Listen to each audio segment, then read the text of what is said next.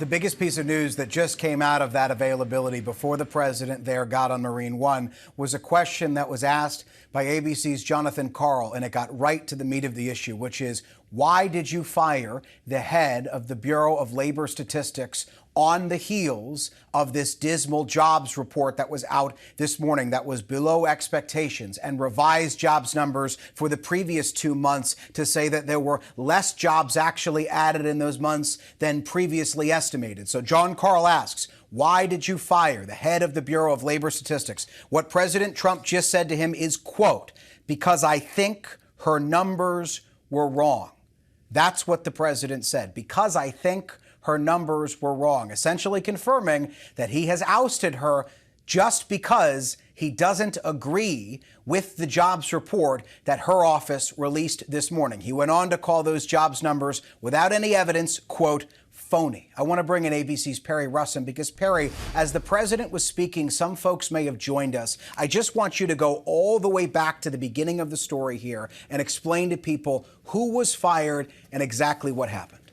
Yeah, her name is Erika McEntarfer. She has been basically the commissioner of the Bureau of Labor Statistics for about a year now. She was approved by the Senate back in January of 2024. She was appointed by President Biden just a few months before that, back in 2023. She was overwhelmingly approved by the Senate, with the vote going 86-8, with 8 senators not voting, and some people who voted in favor of her becoming the commissioner.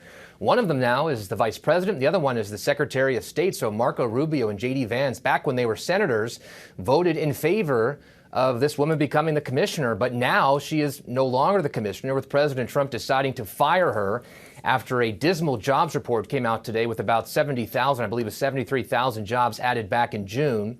And then there was also a correction on the jobs report from May and June that shows there were about 250,000 plus fewer jobs than what were reported. So apparently this really frustrated President Trump today, where he decided to make this decision to fire Erika McEntarfer. But look, there were other 2 main questions that were asked in that, press availability right there outside of the White House with President Trump, because this decision was made. But now there are other lasting consequences when a decision like this happens. So the first question that I wanted to highlight was, why should anybody trust the numbers? It's a major question. So any numbers that now come from the White House, that come from the Trump administration, essentially, why should anybody trust those numbers?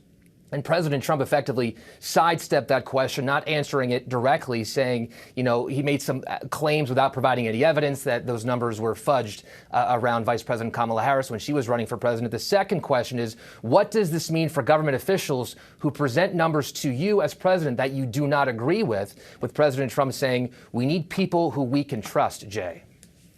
Perry Russom for us, thank you.